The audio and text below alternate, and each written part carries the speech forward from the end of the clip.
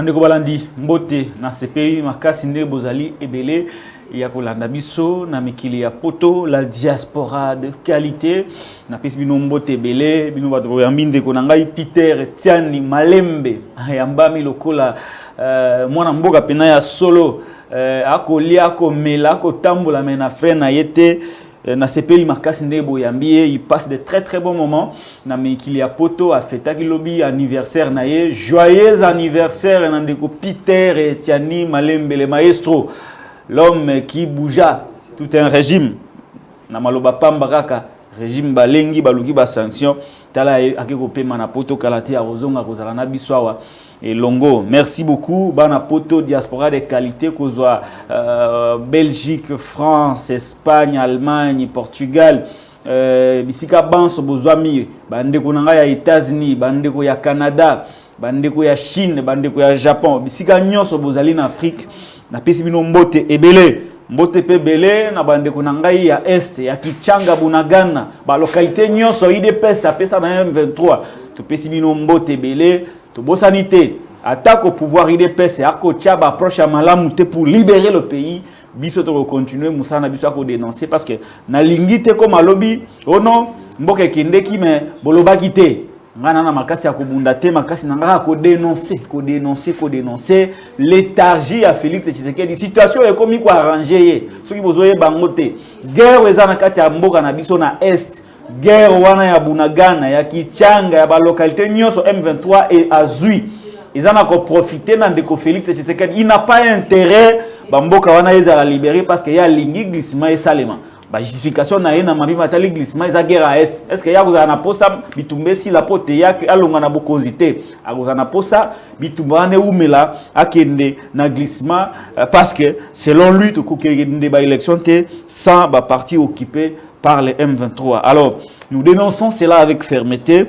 Merci beaucoup. Nande botinda ba message appel de temps en temps vous nous encourager à continuer. Certains d'ailleurs m'ont demandé d'être prudent mais na robi batela ndenge nini ici quand ça la kamusala ba yebi yango ici quand milaka moi cycle nanga ba yebi yango ici quand yandaku ba yebi yango ici quand na sambela nzambe na za catholique ba yebi yango siko na komi batela ndenge nini donc ponaki entre komi batela pe mboke kende na kimia na koloba mboke kende te nous avons fait un choix et nous croyons que notre choix est responsable to kolobela yango tina suka banga ba intimidation te ba menace te nyonso o baronga ko sala pour nous faire taire. Nous allons continuer à dénoncer chaque jour.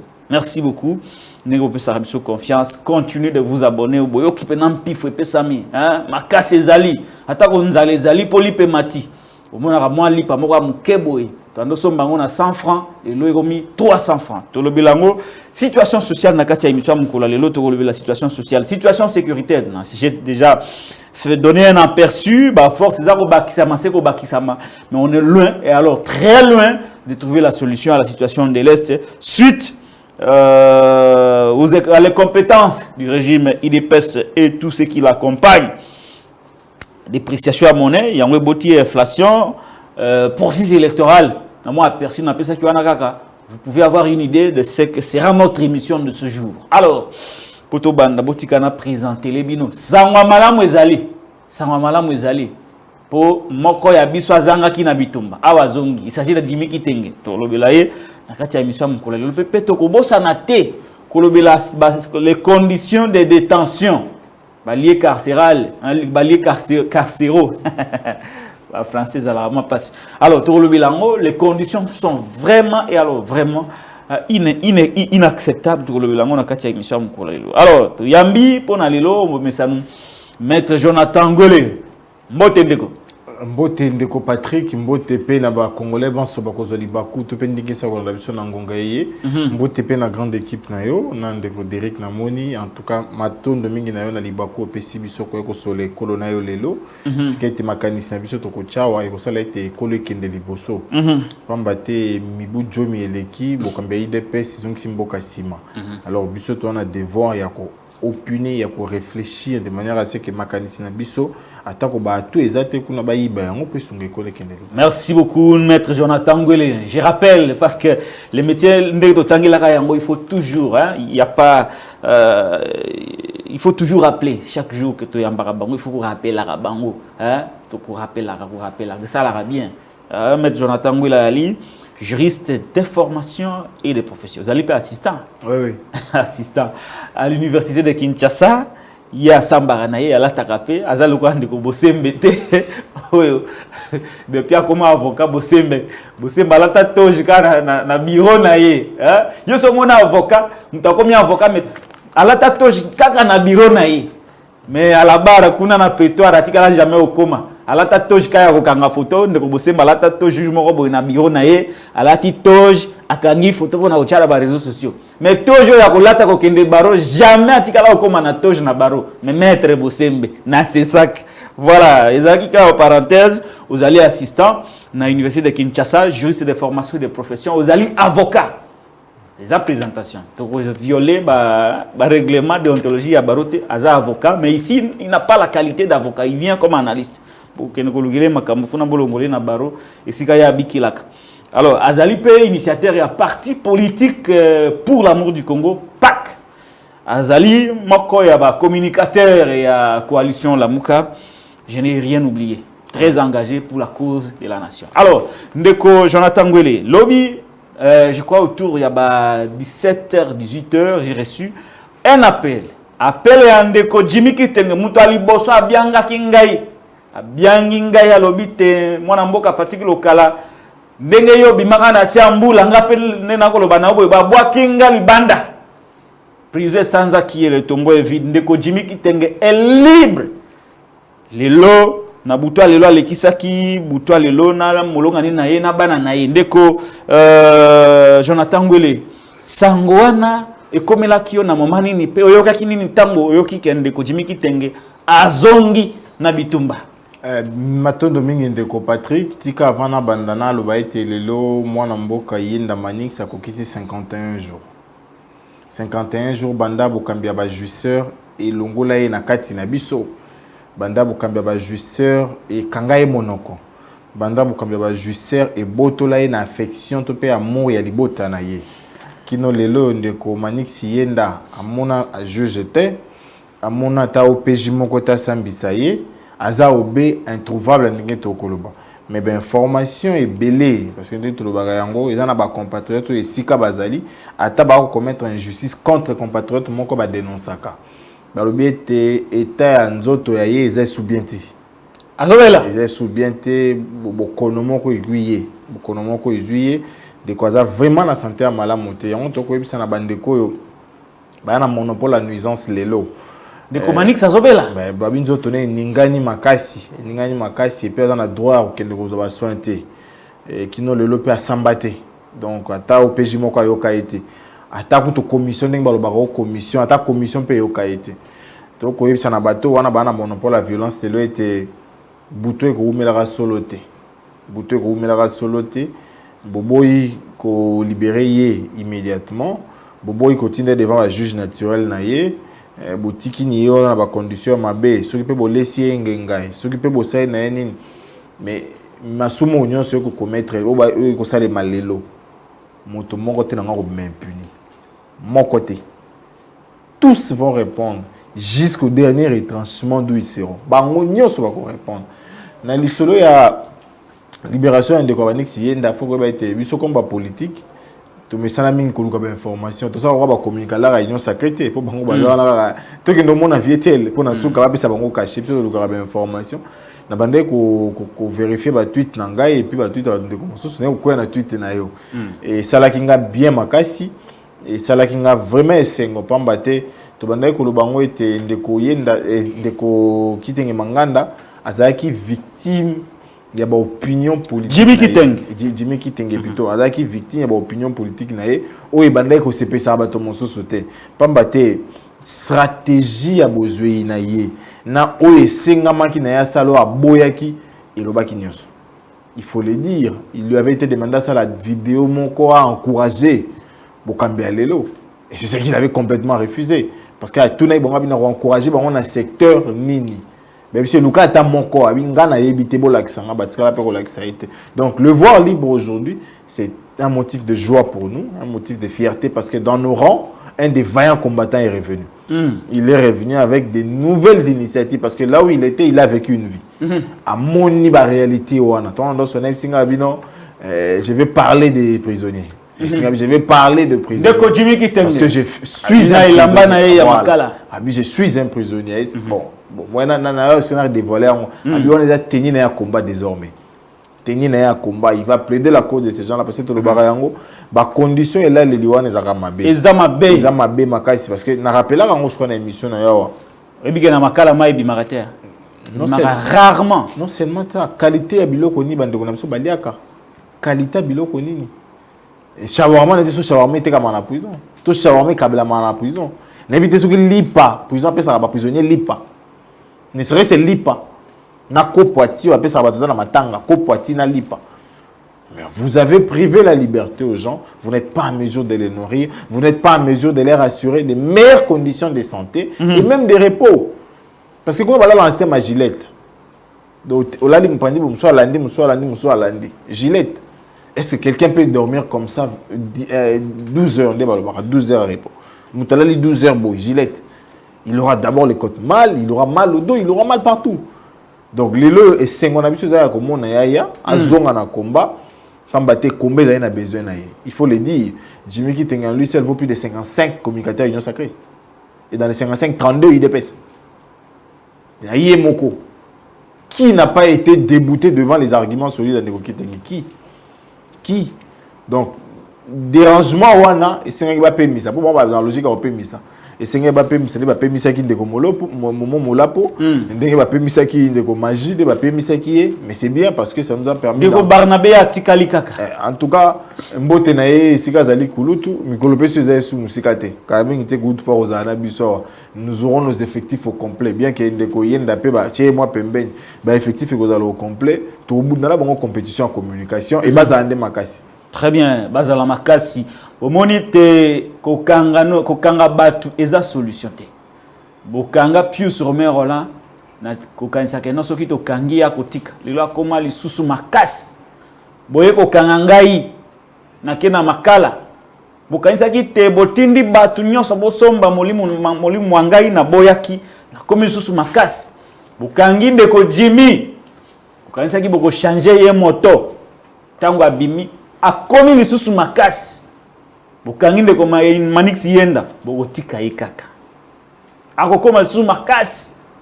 Bokanga ndeko na biso Barnabé Milingano. Boboya take kolela mwana na ye. Makasi na bino bo changer ye moto. Akokoma lisusu makasi. Ba intimidation ekosimba te. Ba ekosimba te. Tokobundisa bino bena moto. Na kotumba babisi te. Na kobebisa pe biloko batu te ndenge bino wanda ko sana sianzi te ndenge pe bo sala lelo pour limiter kune ko zone rouge bo agresser ndeko Louis France na zora ba menace ba communicateur nyonso ya peuple bazwaka ba menace biso to ko continuer na bitumba o tina suka timo bolongo na pouvoir mutako bangsa muninga zalite.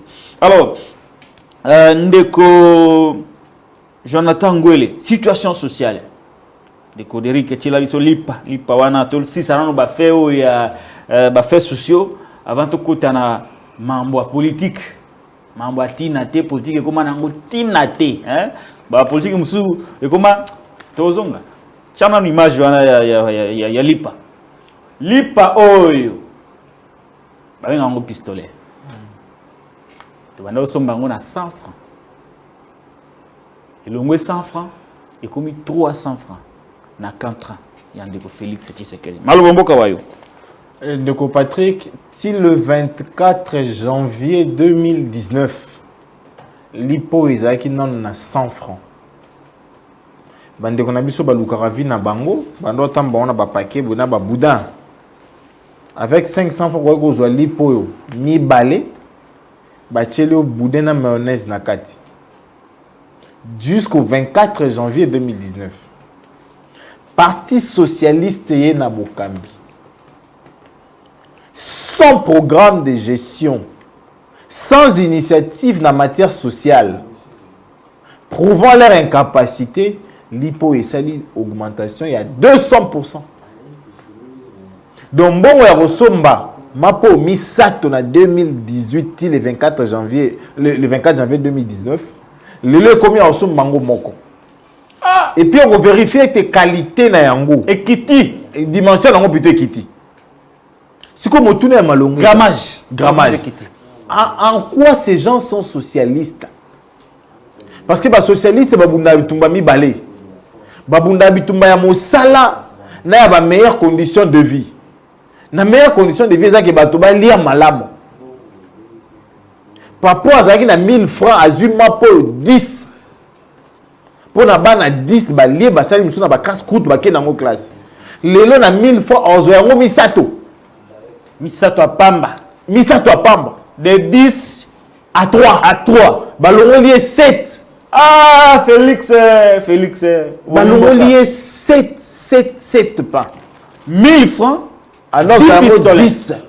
10. Balongo na 10. Au combien à 3. Ah, Félix, Tshisekedi Bomi Mboka. On s'est posé la question. Tikani Mboka ya Batu. Est-ce que Bato yo baza vraiment capable? Tout baza incapable. Parce qu'on ne peut pas imaginer en 4 ans,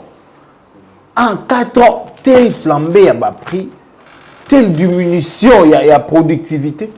Et pourtant, vous avez un gouvernement qui a un budget likolo. 16 milliards. En 2020, vous avez un budget à 8 milliards.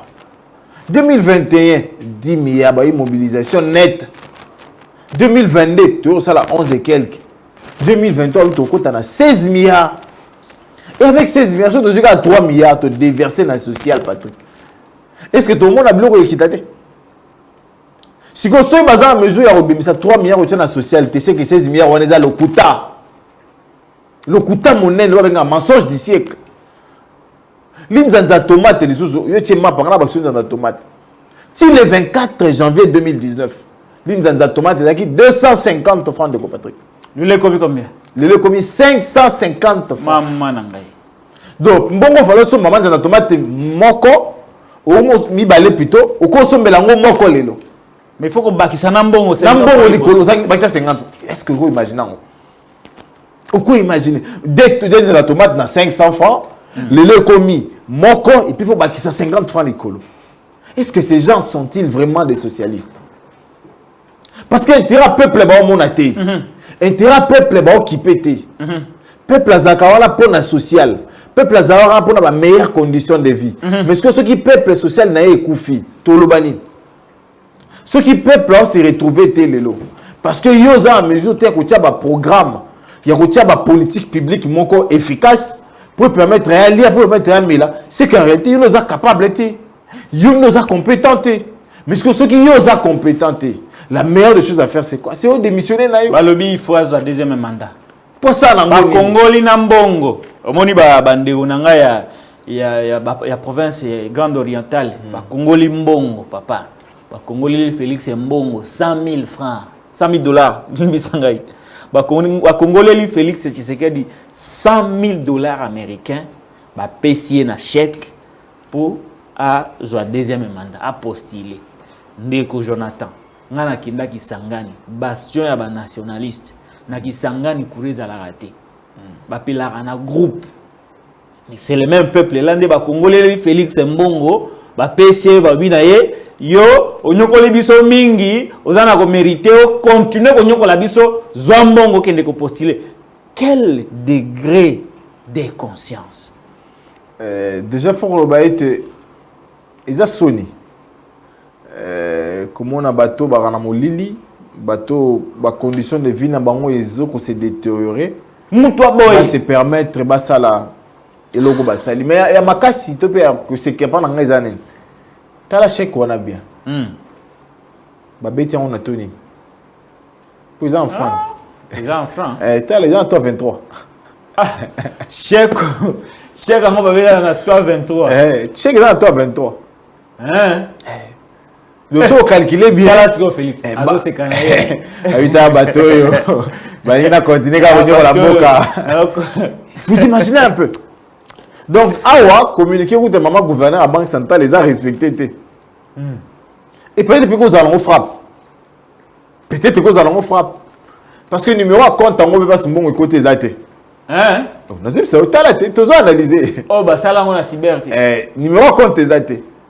Ça veut dire qu'en réalité, ces gens ne sont pas sûrs de ce qu'ils font. Comment voulez-vous qu'il y ait une personne qui n'a pas été en mesure de mettre des politiques publiques efficaces pour amener vers le développement de l'ensemble du territoire national, particulièrement de votre coin? Parce que... Mais bah, 100 000 $. Papa Félix, oui. Il tourne, il est là. L'insécurité. Bah, on va tchaki mbongo. Mais mon tourne, c'est bon pour l'année. Pour n'engager sécurité, comme ma casse ma bino.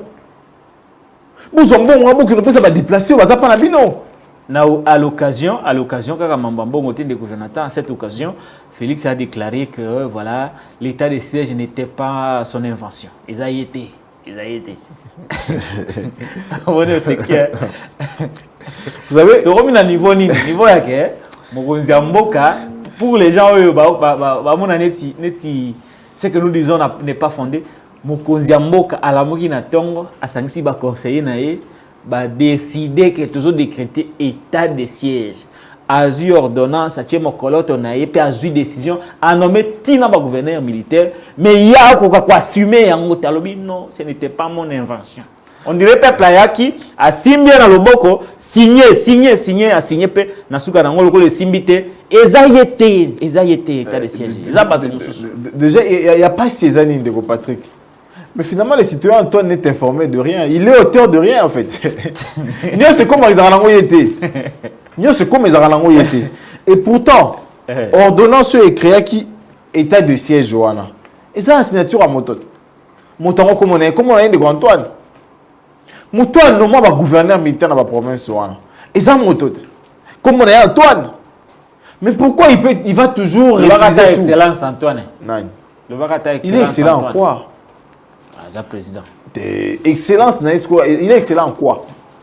Oui, vous êtes excellent, Bazali. Excellence, Chancel Mbemba. Il est très excellent. Très excellent, Félix. Excellent, Chancel Mbemba. Il est très excellent. Excellent, Msounani. Excellence, Moutombo Dikembe. Très excellent. Le reste, c'est Tikali, pour lui avoir une excellence. Très bien, continue. Donc, la réalité, c'est lesquelles? La population est en train de souffrir. Les locaux de la Grande Orientale Bassali, qui vous la frontière, vous n'avez pas abusé. C'est pas notable, c'est pas plété. Il y a un lobby, quand Bango a 10 ou 20 personnes, vous allez souhaiter. Parce que vous ne pouvez pas aller faire des primes à l'impunité, primes à l'injustice. Bon,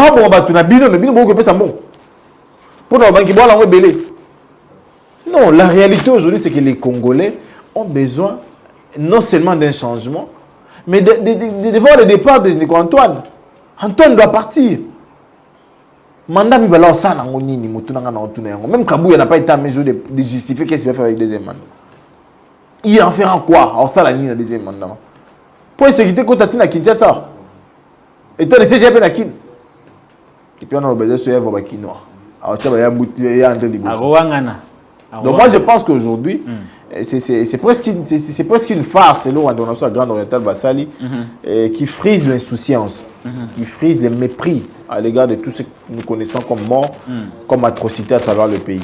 Donc ce sont des choses à ne pas encourager. Jeunesse il y a Grande Orientale, bon apprécier. Ça va apprécier. Alors ndeko Jonathan Ngwele. Tant que Félix a eu une décision à l'état de siège, ils ont invention a été alingaki motivation naye ya kuwanga na izanini kuwanga na wana elingi olobanini mtawanga ni décision na ya zwaki eza alinga lobanini quel est le message ezali derrière kuwanga na décision yemoko azwaki en âme et conscience. Non, il veut simplement pas accepter qu'il a échoué dans cette décision là. Ah bon? Donc échec wana zong c'est la ngoba notable wana. Ezangaïté. Donc, bino ne vous forcez ngana kende. Donc, échec ezabino. En fait, c'est le refus de l'assume. Il ne veut pas assumer. Il ne veut pas assumer parce qu'aujourd'hui, c'est démontré noir sur blanc que l'état de siège n'a produit aucun résultat. L'état de siège est caractérisé par cet échec patent. Le lot, insécurité, mati, parce que l'état de siège est. Sans état de siège, vous n'avez pas de nangai. Roucho zaki ayo nangai. Kichang zaki ayo nangai. Qui chiche les aguets, mais grâce à leur état de siège de l'eau, zone on a sur gérant. Est-ce que l'État congolais a la même mise là-dessus? Administrateur à ça j'ai remis et puis. Donc c'est en fait ça la réalité. Il ne veut pas assumer. Mais pourquoi il ne veut rien assumer? Pourquoi les citoyens présidents ne veulent plus rien assumer? Il est toujours innocent. Nyonso Kagame, oh la guerre à Ukraine, oh état de Nyonso, il ne veut rien assumer. Hein? Qu'est-ce qui se passe? C'est le défaut de responsabilité de la part d'un gouvernant. Un gouvernant, c'est celui qui sait être responsable. C'est celui qui sait assumer ses faiblesses et ses forces.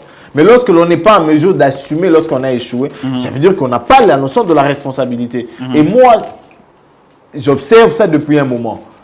Gouvernant et même les législateurs, on a vu ça. Comment on a bongo? Non. Loba qui peut échouer parce que donc aujourd'hui, il faut dire en clair que nous pensons que les citoyens Antoine refusent de s'assumer parce qu'ils ne veulent pas être responsables de quelque chose. Très bien, merci beaucoup Jonathan Ngwele. Aussi sa situation sécuritaire dans la partie Est. Arrivé, il y a des troupes angolaises pour les cantonnements, pas pour Narubunda, pour le cantonnement. Alors, on a maintenant plusieurs armées. Nakati a parti en Bukanabiso, Zuba armée à communauté des États de l'Afrique de l'Est, sa armée angolaise, ou Bakisi MONUSCO, n'a milice gouvernementale, parce que le gouvernement a recruté des milices qu'il a constituées comme réservistes. Donc, désormais, officiellement au Congo, le gouvernement congolais travaille avec des milices pour la sauvegarde de la nation. Maître Jonathan, j'ai posé cette question hier à India Omari, je dois vous la poser également, Maître Jonathan Ngwele. Pourquoi, avec autant d'armées que nous avons dans la partie Est aujourd'hui, mais bazoko kakate kosi salikambo ya M23, eza nini au juste? Déjà, il faut dire, Patrick, il y a somme peu à passer ça que les lois au Congo est commis passoire grâce à Bokambiaï de PES. Il y a peu de temps, plusieurs années passées, des caméras qui en mesure de démissionner. La fonction d'un président de l'Assemblée nationale, qui a quitté le parti au pouvoir en son temps, pour Yoka Kikaka, que mon conduit à Kala, andima qui est armée rwandaise, na burundaise, bakota na Congo, na ougandaise, bakota na Congo. Abinga comme président de l'institution, il faut pas tout nangai. Tout ningate écouter et siège n'est pas kenda. Mais là, nous avons au total 7 armées régulières de différents pays où va faire un cannabis. Bami kaboye ba place pour travailler. Parce que vous et c'est ba kabola ba zone tel aux en coin tel aux en coin. Et depuis qu'ils sont là, attendez ça si moko betamite. Bango pe le la MONUSCO ba la mission offensive té. Et à ces awana pour créer une zone tampon. Ça veut dire que les rebelles ba les caté et FARDC pas les caté. Donc mon homme doit garder bando à qui déjà. Les lots qu'on soit soit armée angolaise. Oh, au moins il respecter procédure pour le bayango hein. Ensemble national avons approuvé hein. Donc ba soda angolais bazao ensemble yebi ke bazao. Oya bango kuna. Oya bango hein, ensemble armée angolaise. Mais mon tourné à malongé zali. Est-ce que toi on a besoin de basodo pour ça la voyage à tourisme na Congo? Toi tu as besoin d'armée ko idée biso to bunda. Ndengo motuna. Et puis il y a pas si sur les de Patrick. Armée congolaise est mieux positionnée en Afrique que l'armée wana nyos. Mais l'armée azoko kate. Mais azoko kate. Et c'est azoko kate pour bango de balingo le bakia ko quitter. Toi azoko kate parce que ba OPC ba moyen té. Et nga par expérience parce que en 2012-2013 tant où déjà armée congolaise yemoko sila la ki na M23 ezala ki po ba pesa ki biso maloba. Ba pesa ki biso initiative à kozala liboso. Siko lelo so ki faut tondima que za po bino bolombi ete ba armée wana ba aider sur les doit faire to ko boya yango. Et motuna ya malonga ya kotuna. Eza est-ce que Congo est-ce que Congo na biso lelo eza Congo o photo ndima ba imile biso ndenge bokuja de Antoine ko imile biso. Okay. Donc moi je pense que réalité il faut tout s'assumer. Il faut biso moko de to silisa situation il y a insécurité, tout peut à sécurité, toi on a beaucoup. Ok. Parce que notre armée a toujours été capable, notre armée a toujours été valeureuse. Très bien. Et en Afrique et partout dans le monde. Les lots sont des combattants, ils ont chité d'ailleurs. Les lots, on a reporté réflexion, on a j'ai dit, dans le MONUSCO a pour un maintien à paix. Aussi longtemps que la paix ne sera pas là, la MONUSCO ne partira pas. Pourquoi tu es MONUSCO Kende? Tout à ceux qui n'ont pas paix. C'est la réflexion que je suis en train de mieux. Parce que je pense que la MONUSCO a tout à gagner, que la paix ne revienne pas pour qu'il continue sa mission. Ça, c'est ma réflexion. Et si et seulement si on le demande des partis et que nous observons si la paix va revenir ou pas, on peut également opiner. Donc moi, je pense que les lots, Bokondane Antoine est dénigré et fin et si et recruté par milice. Et si l'ici la milice va viola, ba boma, ba sala ba crime. Voilà. Gouvernement au travail na ba milice. Donc vous imaginez la gravité des faits. Il y a un moniteur de Macron à tomber là qui est la justice transitionnelle, Baboya qui réagit. C'est Baboya qui. Pourquoi il dit que Bangouma va au travail? Voilà, va la milice. Donc il c'est pas possible pour eux de voir ces miliciens là répondre alors que eux-mêmes sont complices. Parce qu'ils les utilisent. Moutouaboma, Aïba, Akunda, Bato Vivant, il y a des besoins pour utiliser. Et tous ces gens-là n'auront jamais réparation. Et les victimes ne seront jamais indemnisées. Et les auteurs ne répondront jamais devant la loi. Pour Nanini, pour IDPS et décider de travailler dans les miliciens. IDPS, c'était le gouvernement. Le gouvernement, comment pas? C'est ça le gouvernement de la République. Non, l'exécutif est bicéphale, il y a deux têtes. Il y a la présidence et la primature. Alors, malgré tout ça... On a évolué. Tu as la présidence qui est IDPS. La présidence, c'est ça. Dans l'exécutif pays, la vice-premier ministre, à l'intérieur. La ministre. Bon, c'est le régime UDPS, bref. Voilà. Alors, donc l'UDPS est responsable. Maître Jonathan Gwele, Mbata Lobi, Naba Généraux, Bozoko Kate, Bolongwana Est. Mais à l'époque, Kamere Alobaka, il y a sécurité, Balongola Kaime. Mbata Lobi ouvertement, Bozoko Kate, Bolongwana Est. Voilà outrage à l'armée, ça tête. Outrage à l'armée, qu'on est athée. Il y a un autre, qu'on a outrage à l'armée, athée. L'auditeur général, M. Likouli, mon général, n'a pas propos, on a outrage à l'armée, athée. Comment on peut aller jusqu'à dénigrer les hauts gradés de la République? À part couleur à jaune, il y a rouge plutôt, monsieur a raté. Rouge, c'est-à-dire général, avec sa étoile. Si on motomoko, pour un membre est parti au pouvoir, alors il est dit comme ça. Comme ça. À une armée régulière. Et puis, il est dans le monde. Bon, tel que Moko est assemblé dans Bango, alors bien était officier dans Bango, et tant que terroriste, il y a des arguments, il y a des arguments. Il y a des arguments, c'était pas un il y a des arguments, territoire. Et cette personne-là est qui est responsable dans une des institutions du pays. Donc moi, je pense qu'il est grand temps que la population congolaise a mon élément pour que en 2023, tout se prépare, tout se bateau aux vacances là-bas. On va qu'il y ait nos paiements. Très bien, Maître Jonathan. Retraite, vacances de retraite. Retraite, pas qu'il y ait des paiements, tu l'aimes pouvoir. Alors, tu changer chapitre, la loi Tchani, ça qui marche, Noël Tchani, ça qui marche, voilà, mais il a été reçu par le président et l'Assemblée nationale. Christophe Mbosonko de Ampuanga, Oyo, a quoi annoncer avec joie, avec pompe, qui a eu la loi Tchani à transmettre Yango et pas honorable députés nationaux pour examiner l'urgence, la nécessité, l'opportunité de cette loi qui ne fera que diviser les Congolais et Zawapi. Je crois, tout ça a extrait où il y a Maloba Christophe Mbosonko il y a quelques secondes, tout au plus 18 secondes à Maloba Naye, où Bogota la Ndengazali a kosepela na loi. On dirait Mamba Est et Sili, Mamba Social et Sili, Mamba Bébé, même la loi s'essanga sur la réduction des traits de vie des institutions. Ils ont souffrir dans le tiroir à Mbosso.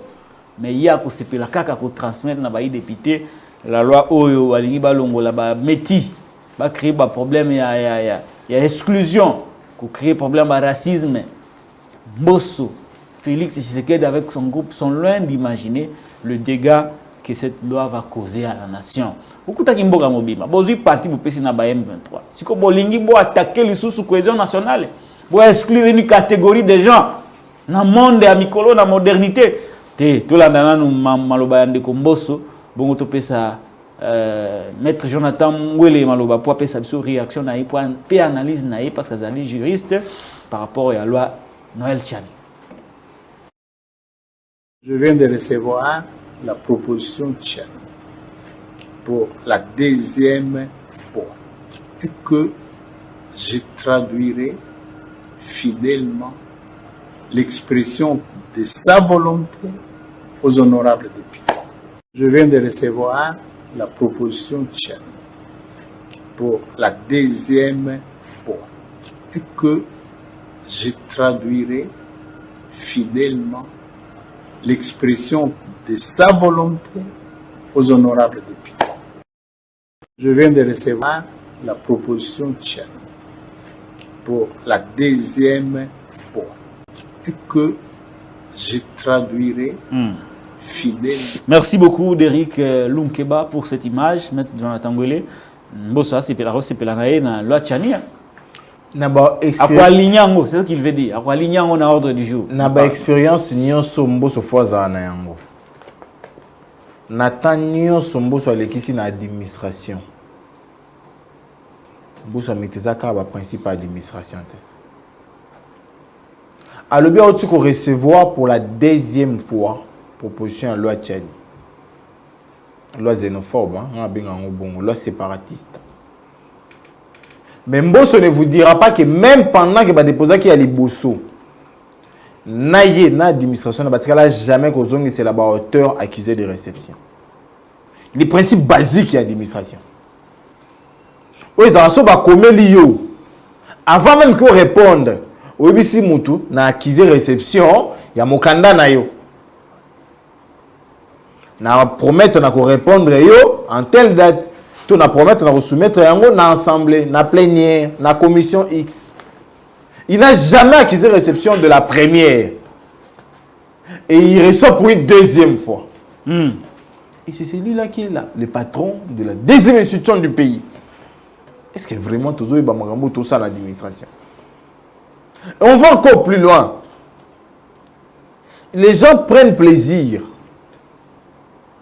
à parler ou à soutenir des initiatives qui divisent, au lieu de faire place na ba idée ou etombola mboka.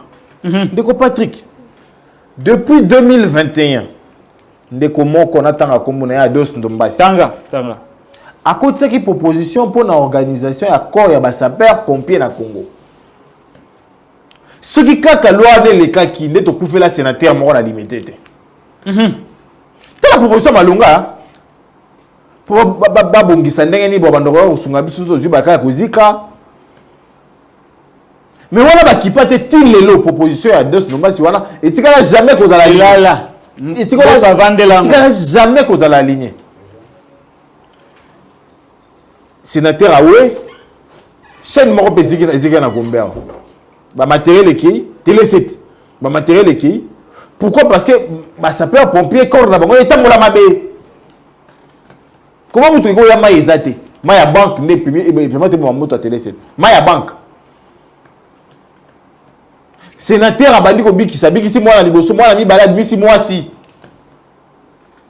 Tawana nyonso mutu ke ye karate ti ye moko azako obligé ya kowa. Biloko nyonso pe ziki. Pourquoi? Parce qu'on ne veut pas prendre à cœur les idées qui peuvent protéger l'avenir d'une nation. Qu'est-ce que le Congo gagnera dans la loi Tchani? Qu'est-ce que le Congo gagnera? Oui, c'est bien clairement, tu as gagné Nini. Les nationalistes ont violé et ont pillé ce pays. Les nationalistes se sont rebellés contre ce pays. Bon, abotama na Congo ko luka pasi abotama ko luka papa na ko luka mama na mais ayiba na mboko akoma rebelle na mboko. Siko ba oyo batikala jamais okoma rebelle mais ba pesa vie na bango pona Congo. Mamadou Ndala ba pesa vie na bango pona Congo. Siko to la choix entre bateau baza ndambo ya Congo ndambo ya Libanda mais baza ko travailler ba ko bunda pona Congo. Na ba oyo nyoso bango za na Congo mais ba ko yiba Congo to pona banani. Tout pour na banani.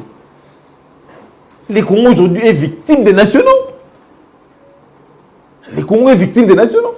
Tous ceux qui pillent l'argent de l'État pour aller acheter à Genval, pour aller acheter à Birmingham, pour aller acheter en Angleterre, ce ne sont pas des Congolais, des mères et des pères. Combien de ceux qui sont dans cette gouvernance actuelle sont en train de construire? Combien? Combien? Combien? Tout le monde a tel dans la province de Zawapi. Tel a combien de kilomètres de route pas naïe? Non. À un certain moment, on doit faire le choix de la raison. Le choix du vrai. Le choix du concret. Qu'est-ce que nous, Congolais, nous allons gagner avec cette loi? Et matière ce budget.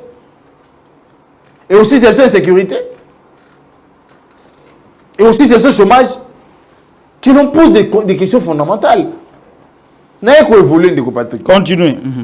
Il y a un moto à la loi wana. Mais tout le monde va plein tawat. Il semblait que ça moto ya mboka libanda, ala mopaya. Aboka na société na biso kala. Noël Tchani. Pour mon bec oli konde lobby, ceux qui aux une nationalité mosusu ou commettre même infraction parce que la nationalité na biso ba ko détenir ya concurrent na mosusu te. Ah bah non, qu'on répond à sur ma plainte, toi, non. C'est la certificat de nationalité, naïe. Attends, l'ensemble, on a des réseaux sociaux. Tout le monde a yango. Tout le monde s'en a pété. Bambou, le qui est belé. Moi, si moi, je suis en TV, je vais est-ce qu'il y a éclairé déjà sur ma cambo, moi, c'est en bas? Non. Tout le monde était. Il a droit à la proposition. Mais il y a la proposition au Kabola Bissoté. Et puis on y a se diviser dans l'Outawa. Ils ont Kanaka union sacrée. Vous ça tenait propos na Azam Tawapi. Il y a union sacrée. Boudi Mazam Tawapi. Il y a union sacrée. Oyo ko za Chinese juice, muta union sacrée. Non, bangoka na ba na ida ko Panzamboka. Bonga na ba na ida ko Kabulamboka. Mobutu qui a prêché la cohésion depuis. Mobutu qui a prêché l'unité depuis. Tu combattre là-bas qui on a? Tu peux préserver mes blocs. Photo kata, photo kabola, photo bébis. Moi, je pense qu'il est grand temps que les députés apprécient. Où est le président de la République dans tout ça? Lui, il n'est jamais informé. Il n'est au courant de rien. Il n'est au courant de rien. Il a appelé ça position à Kala. Aba kepo na ye aza d'accord. Bon, il n'est pas trop en majorité. Bon, parce que la majorité est acquise à cause de et puis sa majorité n'est qu'à ce qu'on a d'accord. Et puis la majorité n'est pas prendre acte. Mais Noël Tchana Moutunaït. Il y a un autre donc, on a attendu le neng va fonctionner. Bah, il y a ce Yabokabouani et où tu as robé Kuna. Très bien. Merci beaucoup, Maître Jonathan Ngoulet. Tout ça, dernier virage. Il y a émission. Ben Galian, Bilo Rezali. Bilo Rezali, mais c'est toujours en train de se voilà, Ben Galian. Fleuve, Bategi Mai. Comment tu es Kanamai? Bateau, ils ont passé processus électoral. Ils ont tamboya bandi ou non, ndegeza awa. Pas de maponomi, bitumeza na est. Azana schéma ya Félix. Vous monaki schéma ya Félix ya bandaki na Genève. Persistance à guerre, ça peut compromettre maponomi. Ayiko lobela ngona Macron que bitumba wana so ezali bolingi ko sunga biso so ki yeko perturber maponomi bokolo basu ma compromis à l'africaine. Maintenant, il commis au quitte à niveau de communicateur, na ba députés nationaux, notamment il les a tambo. Oyo, bazana ko expliquer na peuple que tout ko kende maponomité aussi longtemps que parti à est ezana bitumba. Est-ce que yebisanga imet Jonathan bato belé pe bazo mituna mutuna wana? Est-ce que tu ko kende maponomi sans bato à est? Merci Ndeko Patrick. Déjà, il faut que le bail était comme le roi Tamboué. Tamboué. Noël Tchani Monjanvita. Il y a comme mon répétit valeur trop dans la fonction de député. Parce que il est parmi les députés qui sont improductifs. On a fait que le bail déjà. Et connaissant les réalités de ce qu'ils ont comme rémunération. Et 21 000. Et que c'est payé de Sabango. Bah fan de Soussouan à 2 ans. C'est bien fan de Soussouan à 2 ans. Mais mon tourné à Maka c'est ça. Est-ce que ce sont à 6 mois en sécurité ici là? Ce sera ça le grand problème. Et aussi la terre. Bah 4 ans. Patrick Bazui, 4 bonnes années. 365 jours fois 4. Ils n'ont pas été en mesure de ramener la paix. Qu'ils ont dit se trouver. Insécurité coûte mati. Et mati koleka. Léon la quitte ça pamba wangaba. Et la carte de défendre la suite matika. Il est comme député interpellé le ministre intérieur. Jamais il l'a fait. Mais on a interpellé parce que le Robin a été à deux nombres, c'est plus de 3 interpellations au ministre intérieur. Personne ne sait l'interpeller. Même Tambo pas qu'on interpellé. Même Tambo il ne peut pas l'interpeller. La question de la sécurité. Si lui ça a un argument à Liboso, les arguments comme Malam. Bazui 4 ans basilicité. Basilicité. C'est quoi ça 6 mois. 6 mois. Débat aussi ça. Bon, 6 mois et cause à la paix mouké. Une année débat aussi ça. Une année 2 ans débat aussi ça. Ça dit que toi on a schéma moko boyake. Insécurité aussi la langue. Aussi la tête bango ba faire la tika. Bango a 21 000 na bango. Ah! Et puis va voyager à bon. Yes quoi abangani, abanga zonga la chronique politique. Ndé yango tambazo banga. Et puis la chronique politique a moi échangé. Chibo papa comment la chronique politique, il me doit comparer papa tata batuna blora salité. Mani ki pas tuna ki abi na banzete parce que bela ya zonga. Nzete mibali. Abanga zonga la chronique. Il y a malonga de Patrick dans le deuxième volet. Et ça qui est lelo à cause il y a ben insuffisance na bango. Même si on si bango mandat mosusu, ils seront toujours pas à même de ramener la paix. Pourquoi? Parce que c'est selon l'opposition. Non, selon moi d'abord. Parce que eux-mêmes sont le fruit de l'insécurité. Rappelez-vous de la présence des M23 à Kinshasa pendant 14 mois. Et de ce que M. Mbata a dit. Ils les ont fait confiance. Vous avez fait confiance à qui? À des terroristes. À des assassins. Et puis, il va foutre de tambola. On a bah Willingo, on a Zala. Donc, l'insécurité même, c'est eux. Donc, la situation les arrange. Et ça, là, bien qu'ils sont en insécurité. Mais bien ça se passe parce que nous avons obligé de t'embrasser à noir. Nous avons obligé de aller à la famille chaque jour. Et ça nous met mal à l'aise. Les élections, pourquoi ils n'en veulent pas? Parce que c'est effectivement pendant ces élections-là qu'ils seront obligés d'aller à la retraite. Pour l'insuffisance, il y a mon ami Paul qui va courir dans la banque. Il y a moyen de courir. Pour la raison de sa kimia. Parce que le fois, on a pété. On a glissé. En 2018, des attaques, on a précisé, mais attaques. Il y a un conflit communautaire dans Maïndombe. Il y a un groupe, il y a un insurrectionnel dans Benina Boutemu. 48 heures après, l'État congolais a su ramener l'ordre. Mais le but, c'est quoi? Tu vas déplacer. Tu vas et c'est la moi, tant. Moi, tu organises l'élection, tu pas tu peux ça 1 mois. Après 1 mois, tu organises. Effectivement, après 1 mois, tu vas organiser l'élection. Ce n'est pas le même contexte que pour la moindre communication, il y a un débat en 2018 pour qu'on vote quitter. Non! C'était des attaques ciblées. Nous avons attendu Babundi. L'État y a tué ordre. 1 mois après, ça a l'élection. Pour l'État, on va faire l'élection. Mais pour nous permettre, les citoyens sur quoi là-bas voter, l'État va permettre de zonga. Pour l'élection, ça va voter, pas appel à droit à élire Batuna Bango. Pour avoir la carte d'électeur. Mais ils ont été là pendant 4 ans. Incapables de mettre en place des politiques publiques pour la sécuriser Bisson. Si on les lois, on peut 6 mois, 1 année, 2 ans, 3 ans. On comprend ça qui m'y parce que bango mo baza insécurité. Très bien. Ma ponomie kozalate kozalate. Na yende ko Patrick. Tikanga na évoluer. Bango siko ba kotina schéma ya ma ponomie zalate. Nazoya. Ça c'est schéma na bango. Siko schéma ya bino ba poursuivre za nini. Balobi ba oya ko pesa sécurité de ko Patrick. Ba bunda pour la sécurité français en yango. De ko Patrick 4 ans. Comptez-les combien de fois au ba bengi réunion à conseil supérieur de défense. Et comme à 10 fois té. Alors que tu as la constitution du conseil supérieur de défense pour nous rétablir sur la question sécurité. Et puis c'est urgent. Si ils n'ont pas été en mesure de régulièrement appeler le conseil supérieur de la défense. élément c'est mibale balobi soki maponomi soki sécurité ate maponomi ezate soki maponomi ezate moto akozala wana sope ya mandat nini parce que mandat ezalaka ya 5 ans au peuple apesaka na urne ebele bakoya ono toza na arrêt ya cour constitutionnelle est-ce que cour constitutionnelle evotaka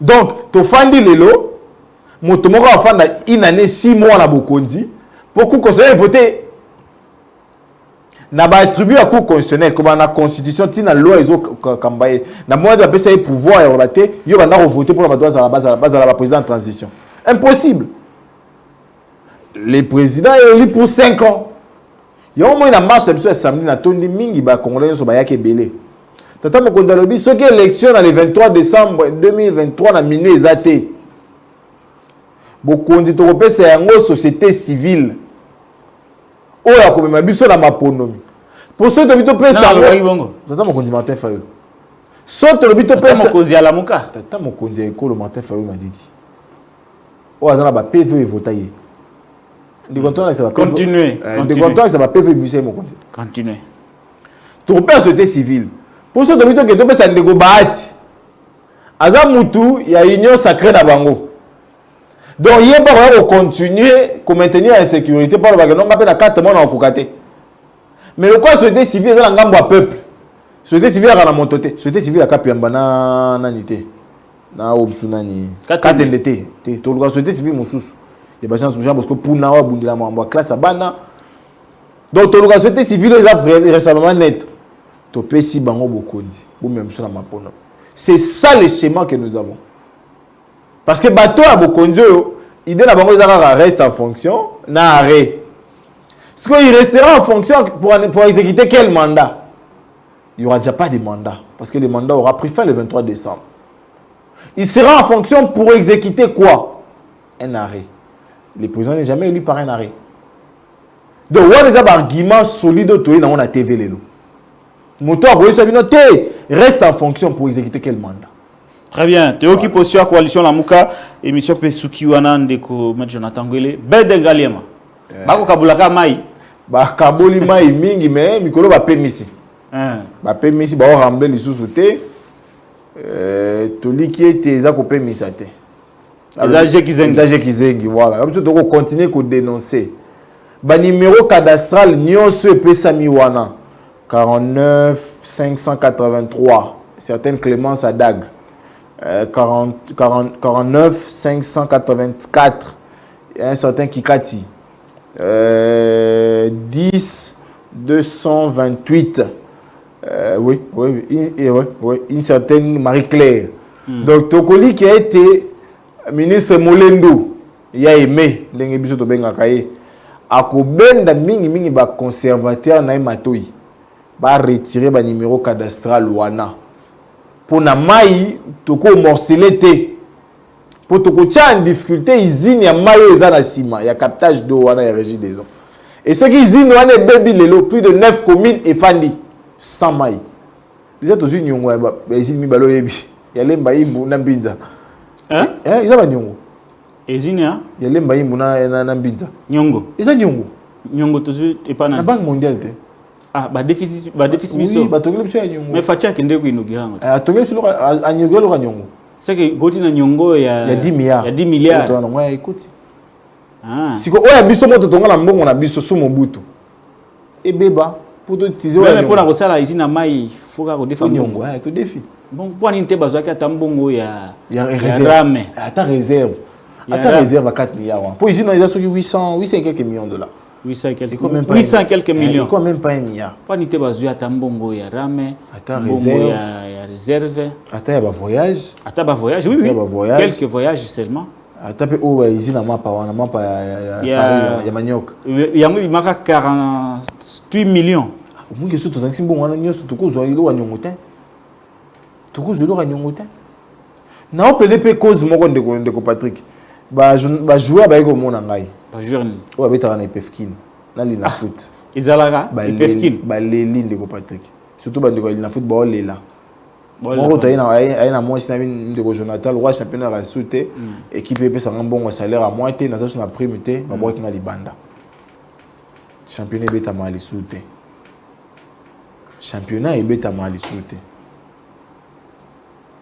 Il y a un website de ça malheureux de pardon. Bah conseiller nous quand bana droit à prime. Bah joueur peut bana droit à prime. L'État congolais a la responsable envers l'inafoot. A foot à babia ba vieux ba joueur ba de ba balle na banc. T'as le tout père de 4 équipes na CAF. Pour na ba liboso Patrick. Toké na 4 équipes na quart de finale et puis Morota Leki. Nyoso Balali. 4. Et tu n'as jamais que ça les mains. Mais sous beaucoup de Antoine, sous beaucoup de quoi, oui, n'a signé pacte, n'a monté pour la pauvre. Voilà des Kabuya. Kabuya. Ouais, le va communiquer, n'a pas un poli, bah ta ma finga. Au moins tu me souviens bundaki. Ouais, un poli finga. Ouais, Gila Landa qui ndego Stéphane. Je te dis. Avec beta Stéphane na chaîne na yemo ko tala courage. T'as la courage. Degré civisme. Après Jean le boka chebo avec à coller journaliste ni lamba. Il peut journaliste.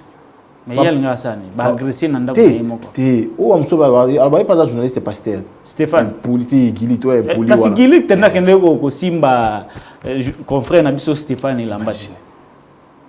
Impoli et Gili pena longo tipa na ye équipe na chaîne na mutu pas kende agresser. Est-ce qu'on est sérieux? Et puis pour qui a gagné Stéphane peut yuma muso abo funda. Et vous avez viré domicile. Merci beaucoup. Et M. Sili, pour nous coller message à Souka na baimbo ka bako landa yo toza weekend. Matin domingue na bino bon. Yebisanga, excusez hein. Et là on est marché quand même na régime à Félix Tshisekedi. C'est na mon qui on avant-hier. Ah oui, et oui que banda de Antoine et Patrick. Congo sombi kérosène makasi. Congo sombi kérosène makasi na monde. Congo sombi kérosène makasi pour na ba voyage.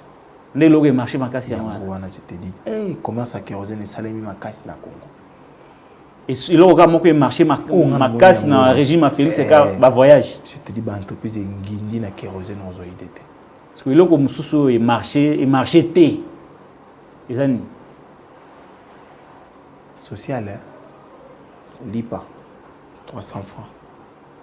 Na 2018, na 1000 francs pas 10. Pour na bana 10. To bana 4, ba lié miso ba tena ba bol, ba kena en classe. Mais 1000 francs le lance mbaka misato. Bana 5 ba ko lia monter za 3. Merci beaucoup, M. Jonathan Ngwele to comme na suka émission, message à suka. Matondo mingi na bino bana mboka, ndeka na lobaka mikolo vraiment na osipe na bino makasi pour démonstration samedi wana. Ndeko Patrick il musa de ça balanda biso bato balanda biso bandeko bazwinga yi banda lemba ti na meeting babombi nga bango moko babandi o rappeler ngo se rappeler émission telle o bozayi na ndeko Jimmy bozongisa ndeko Kofi na babilo na ndo ba mabeso mama mwasi ya mokonzi o akoma le sénateur bato nzo rappeler nga oh émission na salon ta ba 3 ans tena bien ati balandaka. Merci. Laurent à comprendre en haut. Na décevoir à binote. Merci beaucoup, M. Jonathan Ngwele. Merci d'Eric Lunkeba. Merci Nabino Balandi. Diaspora ya qualité. Na pesi bino mbote belé. Biso to yili ba communicateur ya peuple. To yili ko bundela peuple. Na nyonso o to za nango. Tokiko tika la kimia te. Kotika la kimia. Tango makambo ya kotambola malamu te na Congo ezali lokola to ko accompagner vision ya Félix Tshisekedi po babo mamboko malamu. Biso au-delà de tout, nous avons choisi de dénoncer, de parler, mais bino nde bozana devoir ya ko soutenir biso, bozana devoir ya ko protéger biso, bozana devoir ya ko pesaka information soki bomoni place moko makambo etambolité, nazana miso mibale, nazana miso minaité. Misu nanga mususu eza bino. Donc il faut pas pesa ba info ya malamu. Bo pesa ba potinda ba vidéo ya malamu. Ba révélation ya malamu bo tinda yango ezali chaîne ya peuple. Ezali chaîne ya liberté pe batuto ya mara awa ba ya ko lobela bino peuple. Et alors, to komi na suka émission ya lelo ezalaki kitoko makasi. Soki yo po sepelaki, abonnez-vous, likez, partagez, beti la pe baninga mususu ni solo. Pour une grande communauté. D'ici là, Portez-vous bien et à très vite.